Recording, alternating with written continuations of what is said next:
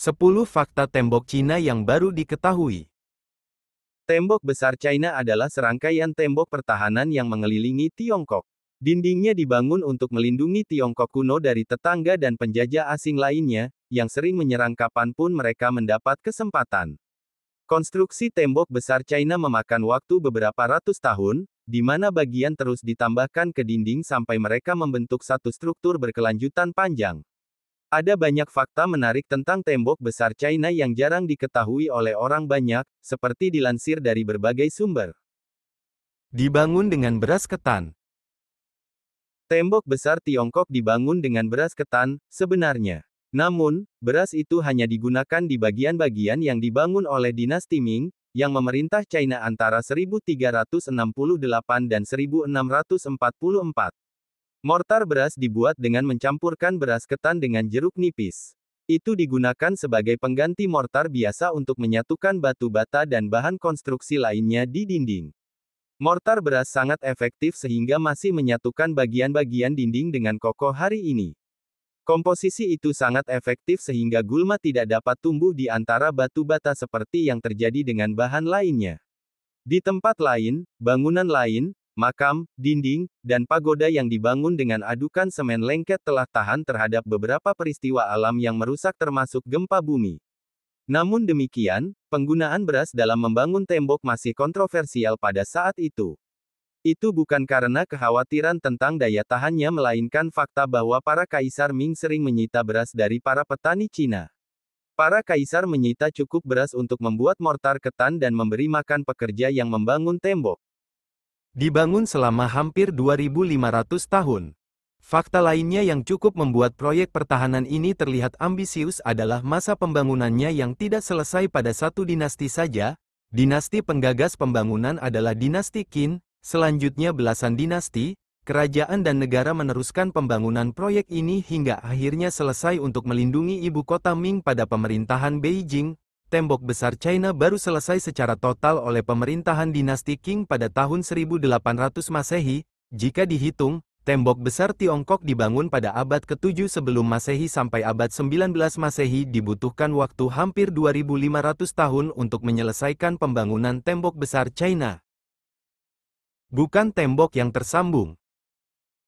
Berlawanan dengan kepercayaan populer, tembok besar Cina bukanlah tembok yang tersambung. Tembok besar ini terdiri dari serangkaian dinding yang berjarak dengan benteng dan penghalang alami seperti gunung. Segmen dibangun pada waktu yang berbeda dan oleh dinasti yang berbeda.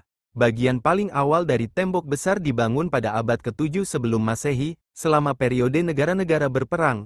Seiring waktu, dinding dan benteng tambahan dibangun dan terhubung, menciptakan struktur pertahanan yang lebih terpadu. Bukan tembok terpanjang. Tembok besar Tiongkok sering dianggap sebagai tembok terpanjang yang pernah dibangun. Nyatanya, tidak. Dinding terpanjang atau serangkaian dinding yang pernah dibangun dan diperkirakan 4 kali lebih panjang adalah tembok Benin, Nigeria. Mereka mengepung kota kuno Benin. Mereka dibangun untuk melindungi kota dari penjajah, dan beberapa bagian diperkuat dengan parit.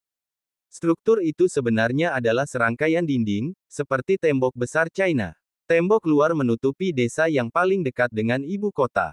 Tembok lain mengelilingi desa itu, dan tembok itu berlanjut sampai penghalang mengelilingi 500 desa dan panjangnya mencapai 16.000 km, 9.900 mil.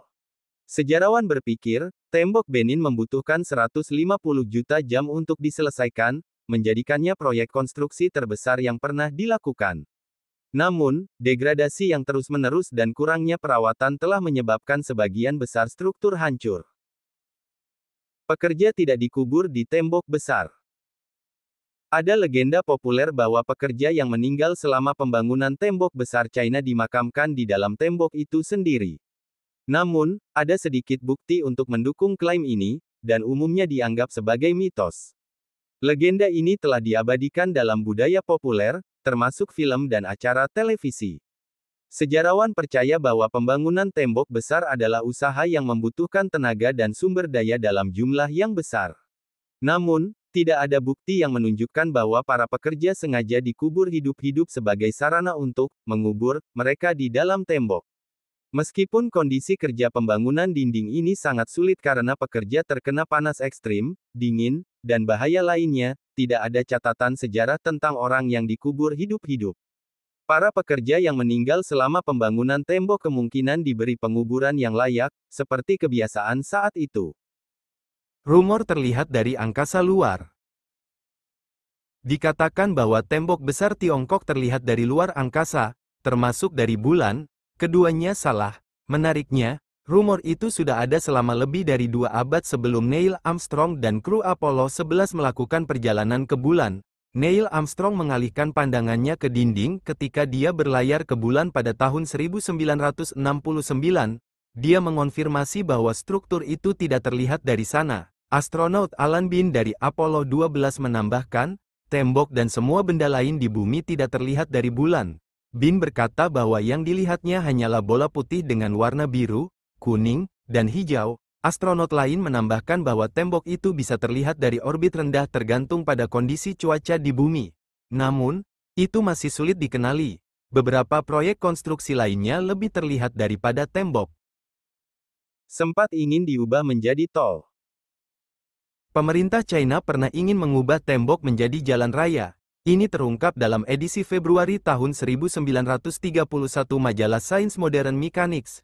Publikasi mengungkapkan bahwa pemerintah merenungkan rencana ini karena China tidak memiliki jenis jalan pada saat itu. Tol menjadi kebutuhan utama bagi China saat itu, karena pemerintah tidak bisa mengangkut makanan ke daerah pedalaman di mana kemiskinan dan kekurangan makanan menyebabkan kelaparan. Laporan juga menunjukkan bahwa pemerintah berencana untuk menggunakan jalan tersebut untuk mengangkut personel militer ke daerah pedalaman yang tidak dijaga ketat di mana para bandit menyerang. Namun, rencana itu tidak pernah dirampungkan. Banyak terdapat gua. Tembok besar Cina memiliki banyak gua alam dan terowongan buatan manusia yang digunakan untuk keperluan militer. Gua dan terowongan menyediakan tempat berlindung dan ruang penyimpanan bagi tentara dan senjata, serta lorong rahasia untuk komunikasi dan serangan mendadak. Beberapa gua digunakan sebagai kuil atau tempat suci dan dianggap suci oleh orang-orang yang membangun tembok. Mereka percaya bahwa gua-gua itu adalah pintu gerbang spiritual antara dunia duniawi dan surga di atas dan bahwa roh-roh nenek moyang mereka tinggal di sana. Tumbuhan di dua sisi tembok punya genetika berbeda. Ahli biologi tahu bahwa organisme hidup akan mulai memiliki sifat genetika berbeda saat mereka terpisah. Itu sering terjadi ketika beberapa penghalang alami muncul misalnya, gunung atau gletser.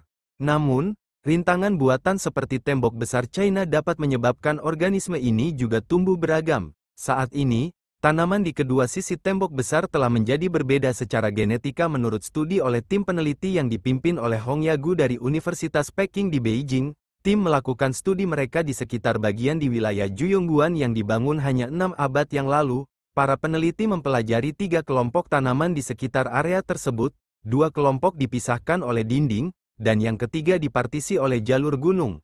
Mereka menemukan bahwa tanaman yang dibagi oleh tembok secara genetik lebih berbeda daripada yang dipisahkan oleh jalur gunung. Lebih dari 1 juta pekerja.